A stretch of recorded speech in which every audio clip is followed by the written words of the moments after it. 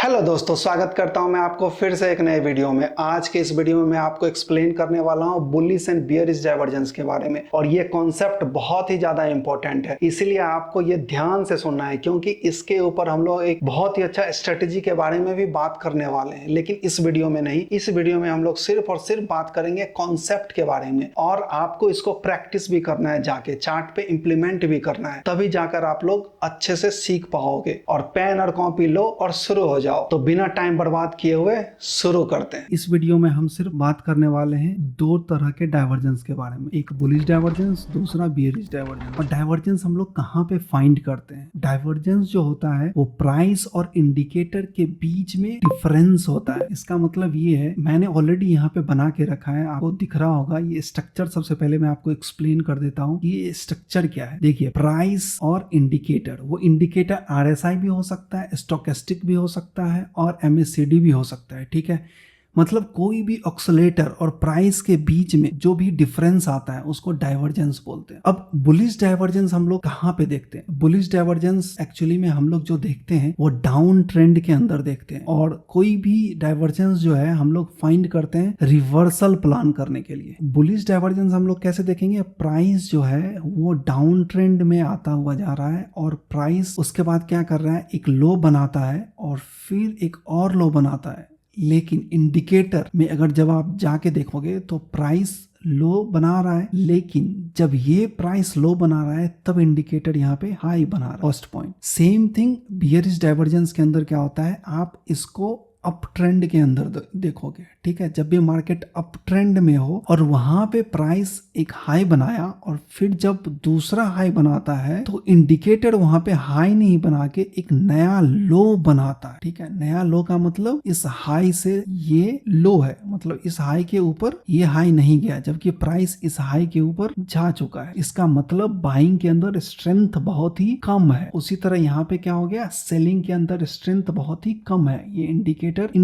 कर रहा है हमें। तो ये हो गया बुलिश डाइवर्जेंस। और सेम मैंने स्ट्रक्चर आपको एक्सप्लेन किया बियरिश डाइवर्जेंस। सेम चीज चलिए हम लोग चार्ट में देखते हैं, और हमने चार्ट में आइडेंटिफाई करके रखा है कुछ कुछ, तो मैं आपको वो एक्सप्लेन करता हूं जिससे कि आपको और अच्छे से समझ में आए। तो चार्ट के अंदर आप देखिए यहाँ पे क्या हो रहा है, प्राइस जो है डाउन ट्रेंड में, और एक पॉइंट यहाँ पे आके प्राइस लो लगाया, फिर प्राइस बाउंस किया, बाउंस करने के बाद फिर एक नया लो लगाया। लेकिन उसी के रिस्पेक्ट में जब अगर आप इंडिकेटर को देखोगे, ये RSI इंडिकेटर है और मैंने आपको ऑलरेडी बता चुका हूं कि इंडिकेटर हम लोग कहां से लगाते हैं। तो ये देखिए यहाँ पे क्या हो रहा है, प्राइस जो है यहाँ पे लो बनाया, ये लो बनाया, प्राइस भी लो इंडिकेटर भी लो बनाया। अब यहाँ पे प्राइस जो है वो नया लो बनाया, लेकिन इंडिकेटर उसके रिस्पेक्ट में क्या बनाया, हाई बनाया। तो ये क्या हो गया, ये एक बुलिश डाइवर्जेंस हो गया, ये एक बुलिश डाइवर्जेंस।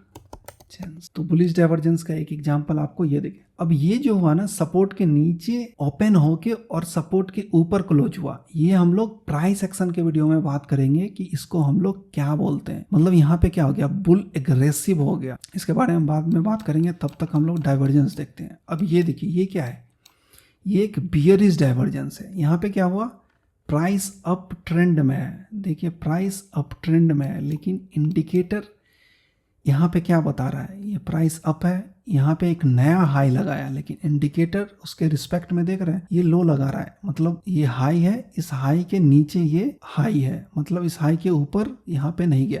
इसका मतलब क्या है, प्राइस तो ऊपर जा रहा है लेकिन इंडिकेटर नीचे जा रहा है। इस दोनों के, प्राइस और इंडिकेटर के बीच में डेविएशन है, इसी को बोलते हैं बियरिश डाइवर्जेंस। और यहाँ पे हम लोग क्या कर सकते हैं, कोई भी प्राइस एक्शन, मतलब प्राइस एक्शन का मतलब एक कैंडल इनगल्फ कर रहा है या पियर्स कर रहा है, ठीक है, वहां पे हम लोग ये देखेंगे और उसके बाद एंटर करेंगे। सेम थिंग यहाँ पे आप अगर देखोगे बुलिश में, ये क्या कर रहा है, देखो ये क्या कर रहा है, पुल काउंटर अटैक कर रहा है। मतलब प्राइस तो नीचे गिरा, लेकिन बुल फिर से अपने एरिया को सिक्योर करके सपोर्ट के ऊपर क्लोज किया। तो ये एक प्राइस एक्शन का सिग्नल है, मतलब इंडिकेटर हमें कंफर्म कर रहा है प्राइस यहाँ से बुलिश हो सकता है। ठीक है, इंडिकेटर हमें कंफर्मेशन दे रहा है। सेम थिंग देखो आप, प्राइस यहाँ पे अप ट्रेंड में है लेकिन ये हाई बनाया, इसके ऊपर भी हाई बनाया, लेकिन इंडिकेटर उसके रिस्पेक्ट में लो बना रहा है, मतलब बाइंग स्ट्रेंथ जो है वो लूज कर रहा है। तो यहाँ पे फिर हम लोग प्राइस एक्शन देखेंगे और यहाँ पे शॉर्ट कर सकते हैं। सेम थिंग यहाँ पे देखिए, प्राइस क्या है, डाउन ट्रेंड में है।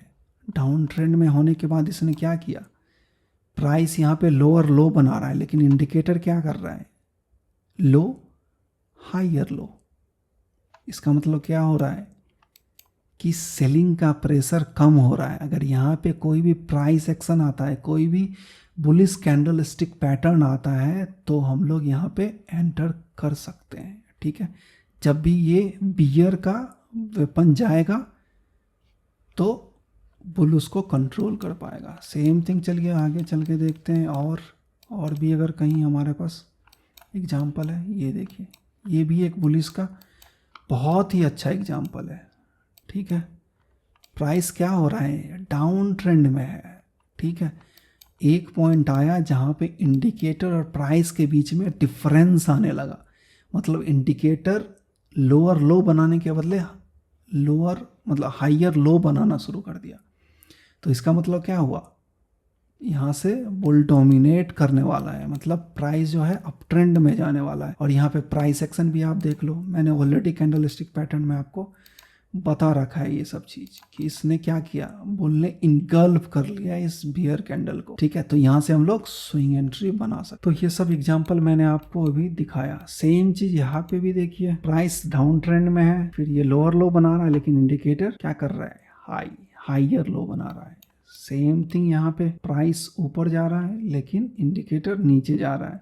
अब इसको क्या बोलेंगे, ये रेजिस्टेंस था, प्राइस ऊपर रेजिस्टेंस के ऊपर खुला और रेजिस्टेंस के नीचे आके क्लोज किया। इसको बोलते हैं बियर काउंटर अटैक, मतलब बियर जो है एग्रेसिव हो रहा है सेलिंग करने में। तो मैं होप करता हूं कि आपको ये समझ में आ गया, और आपका टास्क ये है कि आपको कोई भी चार्ट में जाके आपको ये फाइंड करना है और अपने आइज को ट्यून करना है। अगर ये स्ट्रेटजी भी अगर आप अपनाते हैं तो इसको आपको सबसे पहले बैक टेस्ट करना पड़ेगा, इसका क्या रिजल्ट है वो जानना पड़ेगा, तभी आप इसको मार्केट में डिप्लॉय कर सकते हैं। अदरवाइज अगर आप ये यूज करोगे तो फेल करोगे। ठीक है, तो ये बस अभी मैं नॉलेज के पर्पस, लर्निंग के पर्पस से बता रहा हूँ, और जब समय मैं स्ट्रेटजी के बारे में बात करूंगा, बैक टेस्ट के बारे में बात करूंगा, तो मैं आपको ये बताने का ट्राई करूंगा कि मार्केट में आप इसको कैसे इंप्लीमेंट कर सकते हैं। और ऑलवेज कोई भी चीज को इंप्लीमेंट करने से पहले बैक टेस्ट करते हैं, उसका विन रेशियो जानते हैं, रिस्क रिवॉर्ड